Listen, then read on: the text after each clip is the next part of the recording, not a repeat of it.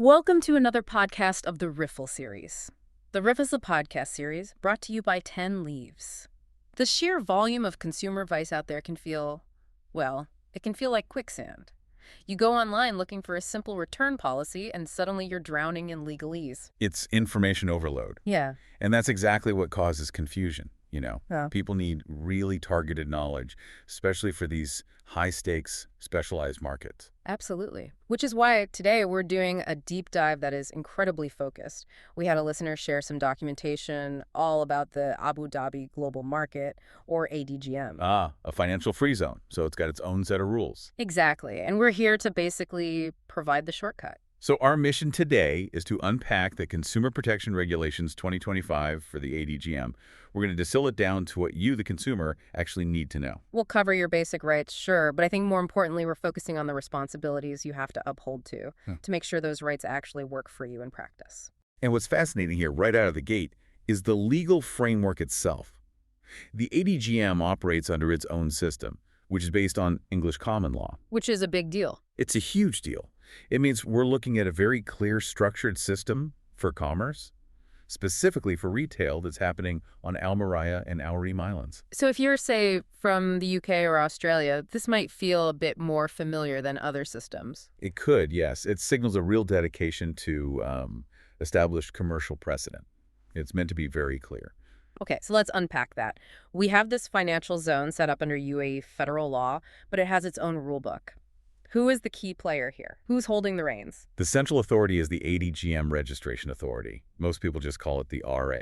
The RA. And what do they do? Think of them less like a simple business registry and more like a dedicated watchdog for the zone. They license and monitor all the businesses operating there. So they're not just filing paperwork. Not at all. They're actively monitoring how businesses treat their consumers. They have a compliance team specifically for that. Okay, that's a significant difference. And who falls under these regulations? Is it every single transaction? The scope is pretty broad. It covers fairness, safety, transparency, and retail.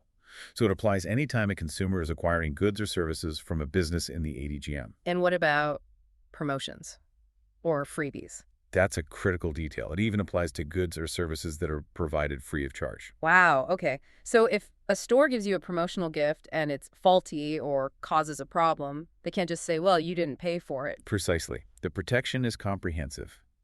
And to know which door to knock on, you have to understand the licensing. Unless a business is in a very small, exempt category, they're licensed by the RA. Not the Abu Dhabi Department of Economic Development, the DED. No. That's the key distinction. If you're shopping in the ADGM, you go to the RA. If you're in a mall just outside that zone, you'd go to the DED. The business's address tells you which rulebook applies. That one fact could save someone a lot of time and frustration. It's fundamental. Okay, so that gives us the jurisdictional map. Now, before we dive into what the law says retailers have to do, the source material had this really practical list of do's and don'ts. This is about what you need to do. Yes. This is what we call the consumer toolkit. It's so important because the law basically puts a burden on you, the consumer, to be proactive. If you neglect these, exercising your rights gets very difficult. So what's number one? The absolute must-do. It's the simplest but most vital. You must keep your receipts and invoices. This is your non-negotiable proof that the purchase happened within the ADGM's jurisdiction. Step one, hold the evidence. What about the fine print? That's step two. You have to understand the store's return and exchange policy before you buy. Don't just assume. So read it at the counter or ask. Yes. And step three is all about timing. You must act promptly if there's an issue. If you wait a month to report a defect, the seller could argue that you caused the problem. Makes sense. And the last, do. The fourth one is, if anything is unclear before you buy, you must ask the seller. Getting clarification up front is your protection later.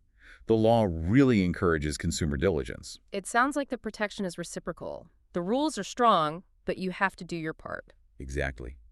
Which brings us to the don'ts. These are the mistakes that can completely strip away your protection. Let me guess the first one. Don't throw away the receipt. That's part of it. The first don't is, don't throw away receipts or packaging. The packaging, really? That's interesting. Yes. Think about it. For a lot of electronics or appliances, the packaging has mandatory safety warnings or installation guides. If you damage the product because you threw out the instructions in the box, your claim could just vanish. That's a powerful point. I think we're all guilty of just tearing open a box and tossing it. What's the second? Don't. Don't misuse the product. Seems obvious, but if you use an appliance in a way that's clearly against the instructions, the seller is generally off the hook. Okay. And number 3. Don't delay reporting issues. We touched on acting promptly, but it's worth repeating. Document everything the moment it happens. A long delay just weakens your case. And the final mistake to avoid. Number 4, don't ignore the store's stated return or exchange policy. If their policy is legal and you violate it, like trying to return something after 60 days when the policy says 33, you might not have any recourse unless there's an actual defect. So the message is clear. Good records and acting fast are. They're the scaffolding that holds up all the rights we're about to talk about. That's a perfect way to put it. It's the bridge between a right on paper and a right in praxis. Okay, so now we know our part. Let's talk guarantees. What are the core rights that are guaranteed to every consumer in the ADGM? The regulations are built around safety and transparency. First, you have the right to a safe and suitable environment. Second, and this is a big one, you have the right to receive honest and accurate information about products. So no misleading advertising. It's a direct attack on it, yes. You also have the right to choose freely, so no coercion, and the right to have complaints handled fairly and quickly. Now, the source material highlighted a really unique detail here, something specific to the cultural context of the UAE. Yes, this is quite important. Consumers have the right to have their religious values, customs, and traditions respected when they're buying goods or using services. That goes far beyond standard consumer law in many places. How might that play out in a real-world scenario? Well, it could cover anything from ensuring products sold meet local standards of decency to making sure customer service is delivered in a culturally respectful manner. It gives the consumer a legal footing if they feel a product or service was disrespectful to local customs. It's a powerful layer. I see. So if those are the rights, what are the retailers actually required to do? What are their obligations? They have very strict obligations across 4 main areas. First up is labeling and safety. Sellers have to include clear labels for installation and use. And critically, if a product is risky to use, the seller must clearly warn you about those specific risks. No hiding it in the fine print of a 100-page manual. Exactly. It has to be clear and upfront. The next area is pricing and receipts. The price has to be displayed clearly on the product, and the receipt has to be very detailed. Seller's name, address, product type, price, everything the RA requires. And there's a language requirement, right? Yes. The receipt must be in English. They can add other languages, like Arabic, of course, but English is mandatory. It's a practical step to ensure consistency. Makes sense. Okay, what about after the sale? What happens if something goes wrong? That's the third area, warranty and after sales. Sellers have to honor all warranties, provide spare parts, offer after-sale service. If you pay for a service and it's faulty, they have to refund you or redo the service properly. And this brings us to what might be the most powerful tool for the consumer, the 3 strikes rule. It is absolutely a game changer, especially for durable goods. So, if a product has a problem, the seller gets a chance to fix it, or replace it, or refund you. Right. But if the same defect occurs 3 times in the first year, and it affects how the product works, the game changes. How so? The seller can't just offer to fix it a 4th time. Yeah. At that point, they must provide you with a free replacement or a full refund. No more excuses. So let's take an example. A new laptop. The screen flickers, they fix it. A few months later, same problem, they fix it again. If it happens a 3rd time within that first year. Then on that 3rd time, you are entitled to a brand new laptop or all your money back. It shifts the entire risk of a lemon product onto the retailer. That is a very high level of protection. So knowing your rights is one thing. But if a problem does come up, how do you actually use this framework? What's the process? First, you try to resolve it with the store. If that fails, you contact the ADGM's Consumer Protection Unit and submit a complaint through their online portal. And I'm guessing you need to have your ducks in a row? What information do you need to provide? You absolutely do. You need your checklist. First, the receipt or proof of purchase to show it happened in ADGM. Second, records of all your communications with the seller dates, times, who you spoke to. Okay. And third, details of your attempts to resolve it yourself, like talking to the store manager. If you don't have that, the investigation can stall before it even starts. This brings up a really important question about jurisdiction. What falls outside of the ADGM's scope? And knowing this is half the battle, ADGM only handles complaints that happen within its boundaries by businesses they regulate.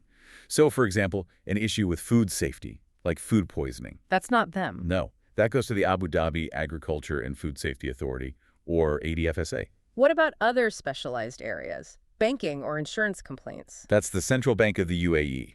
Utilities like electricity or water go to the Department of Energy. There's a whole map of different authorities. So healthcare would be the Department of Health, and I'm guessing telecom issues. Go to the Telecommunications and Digital Government Regulatory Authority. Yeah. Yes. Travel, gaming, they all have their own bodies. So it's crucial to understand that separation. Let's say you buy a new phone in a store in the ADGM, the physical phone itself. The hardware is Okay. covered by the ADGM regulations. The three strikes rule applies to that device. But if your complaint is about your phone bill or the call quality, That's a service issue that falls squarely under the telecom authority. You have to separate the product from the utility service. okay, so wrapping this all up, what's the big takeaway? It seems the ADGM regulations provide this really robust structure, but its effectiveness is, it's completely reciprocal. It is. It demands that the consumer is proactive. You have to keep the documents, understand the policies, act quickly. If you do that, the protection is incredibly strong. And we've seen how precise the scope is. It's all about what happens inside the ADGM and knowing which door to knock on. Exactly. The RA is your go-to for retail inside the zone, but you need to know about the other authorities for everything else. So, to leave our listener with a final thought, something to chew on. I think the challenge is to consider how these specific ADGM regulations interact with the broader UAE federal consumer protection laws. How does this financial free zones rulebook differ from, or maybe even connect to, the rights you have everywhere else in the country? So understanding that bigger layered landscape, that is a great point to end on. Exploring that distinction is really the next step to mastering the topic. Thank you for walking us through all of this. It's been incredibly clear. My pleasure. And thank you for joining us for this deep dive. We'll see you next time.